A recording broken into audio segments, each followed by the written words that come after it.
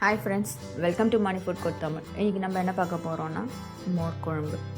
First அதுக்கு தேவையான பொருள் துவரம்பருப்பு கொஞ்சம், கடலப்பருப்பு கொஞ்சம், கொஞ்சமாக பச்சரிசி சேர்த்து ஊற வச்சுடுங்க. காரத்துக்கு இஞ்சி, பச்சை மிளகா, தனியா கொஞ்சம், சீரகம் கொஞ்சம் எடுத்துக்கோங்க. எல்லாம் சேர்த்து நல்லா ஃபைன் பேஸ்ட்டாக அரைச்சி எடுத்துக்கோங்க. ரொம்ப டேஸ்ட்டாக இருக்கும். ஸோ கண்டிப்பாக ட்ரை பண்ணி பாருங்கள். சில பேர் வெண்டைக்காய், பூசணிக்காய், சுரக்காய் எல்லாம் போட்டு மோர் குழம்பு வைப்பாங்க. இன்றைக்கி நான் வடை போட்டு தான் மோர் குழம்பு செய்கிறேன்.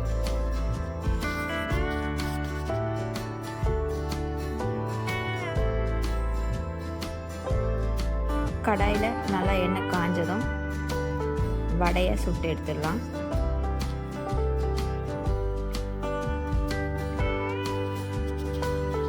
ரொம்ப சிம்பிளுங்க மோர் குழம்பு வைக்கிறதுக்கு. ஸோ கண்டிப்பாக மறக்காமல் ட்ரை பண்ணி பாருங்கள். ட்ரை பண்ணி பார்த்துட்டு எப்படி இருந்துச்சுன்னு கமெண்ட் பண்ணுங்கள்.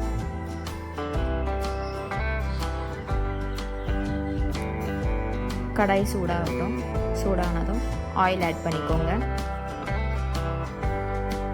ஆயில் நல்லா சூடானதும் கடுகு போட்டு தாளிச்சிடுங்க. காஞ்ச மிளகாய், வெங்காய, தக்காளி, கருவேப்பிலை,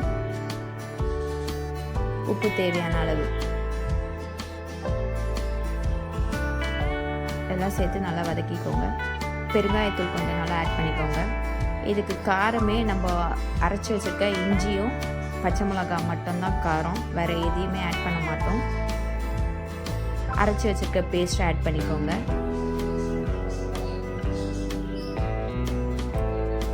இஞ்சி வாசனையோட ரொம்ப நல்லா டேஸ்ட்டாக இருக்கும் இந்த குழம்பு. தண்ணி எவ்வளவோ அதை ஆட் பண்ணிக்கோங்க.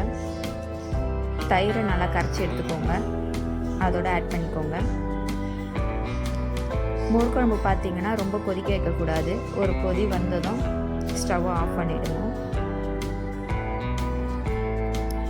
இப்போ இந்த டைமில் நம்ம சுட்டு வச்சுருக்க வடையை ஆட் பண்ணிக்கோங்க.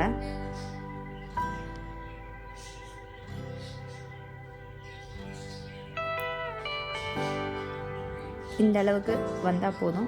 ஃபைனலாக கொத்தமல்லி ஆட் பண்ணிவிட்டு ஸ்டவ்வை ஆஃப் பண்ணிவிடுங்க.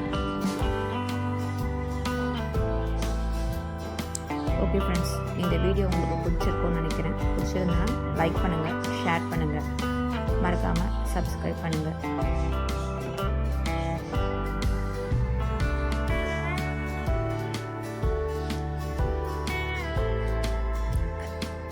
தேங்க்ஸ் ஃபார் வாட்சிங்.